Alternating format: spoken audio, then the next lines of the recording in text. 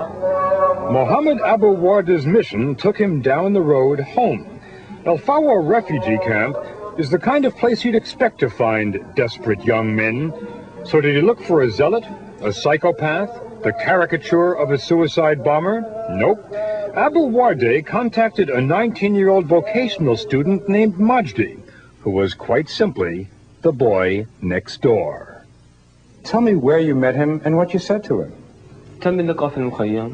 We met at the refugee camp, and I spoke about the murder of the engineer and the barbaric actions of the Israelis. That was the prelude, then the pitch. I took his pulse. I asked him how much he loved his land, how much he believed in paradise. His answers were positive, so I asked him whether he wanted to be involved in an operation. He asked for some time to think about it, so I gave him half an hour. So you gave him a half an hour, and after a half hour you said, is it yes or no? And he said it's yes. I told him I need a final decision, and he said, I am perfectly convinced and I want to meet God as a martyr. Now, the payoff. Paradise, which the Quran says awaits every martyr. I described to him how God will compensate the martyr for sacrificing his life for his land. If you become a martyr, God will give you 70 virgins, 70 wives, and everlasting happiness. Try to imagine for a moment, speaking of paradise, here in the Al Fawa refugee camp. Paradise, as Mohammed, the recruitment officer, described it to Majdi, the candidate. Streams flowing with honey, magnificent castles, lush valleys, green mountains with fruits of every description. And imagine something else. Mohammed was not trying to recruit a stranger. He'd known Majdi all his life because Majdi was his first cousin. Did it bother you that you were asking a member of your own family to give up his life? Absolutely not. So it made no difference at all that he was your cousin? Whether it's me or my cousin or my brother makes no difference. The only important thing is achieving the objective. Mohammed dropped Majdi at this mosque in Ramallah, where the commander, Hassan Salameh, was waiting. The meeting lasted 15 minutes. I told him there is an operation that involved martyrdom. Are you ready? He told me he'd been waiting a long time for someone to ask that of him.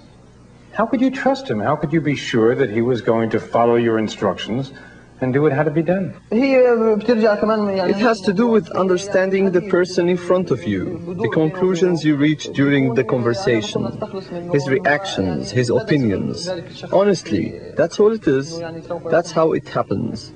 Tell me about Majdi. What kind of boy was he? He was a human being like you and me. He had ambitions, a future, a family he loved. No big problems in his life. He was very natural and calm, not at all nervous. And that was one day after he'd been recruited, 3 days before he planned to die. Many Israelis will tell you suicide bombings are preceded by elaborate rituals, nights in graveyards, dark mysticism. That's for the cameras.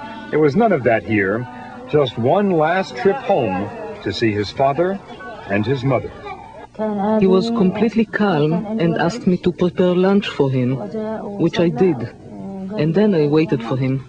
Mothers often say that they know exactly what's going on in their sons' hearts. Did you have any impression at all that something was going on with your son? No, I did not. He was always with us in the camp, and it was like any other day. I did not feel there was anything strange about him.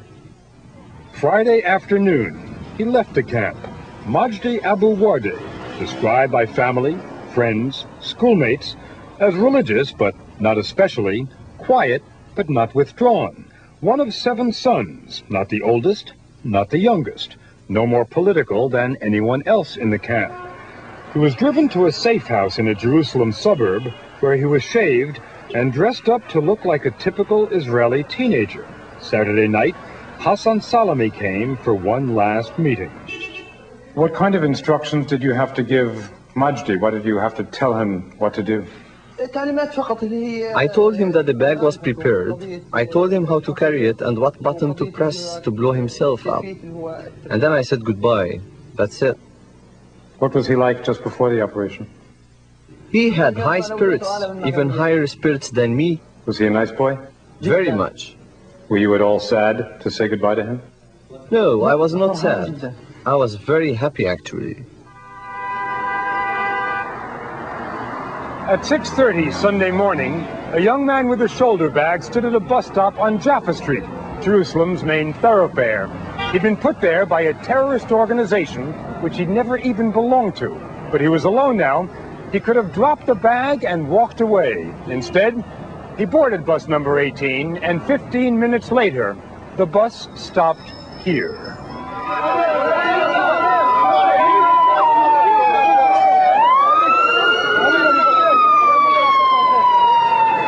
But Hassan Salameh wasn't finished. And right away you started planning to do exactly the same thing, same bus, next week. Why did you choose to do it exactly in the same place? It was the same bus simply because I wanted to send a message to the Israelis that we, Hamas, can do anything we want, any place, any time. When you saw the pictures of what happened on bus number 18, did you have even the slightest, shortest feeling, this is really awful? I don't want to answer this question.